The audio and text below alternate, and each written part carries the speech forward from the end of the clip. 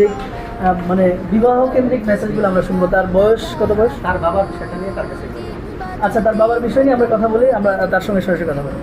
আসসালামু আলাইকুম রহমতুল্লাহ। আমি মোহাম্মদ সেলিম শেরাফত।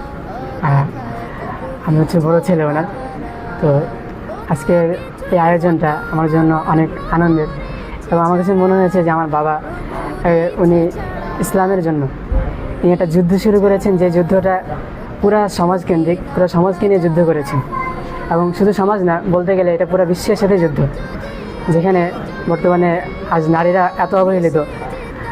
আমাদেরকে যে বুঝ দেওয়া হয় যে আজকে আমরা নারীকে মূল্যায়ন করতে করতে এমন পর্যায়ে নিয়ে গেছে, আসলে নারীরা বুঝে না, কিন্তু তাদেরকে ভোগের পণ্য বানিয়ে ফেলছে। তো আমরা তাদের পুরো বিশ্বের সাথে যুদ্ধ শুরু করে নারীদেরকে সম্মান দেওয়ার জন্য, তাদের উপযুক্ত সম্মান দেওয়ার জন্যই আমরা এই মেহনত শুরু করেছি। এবং এটা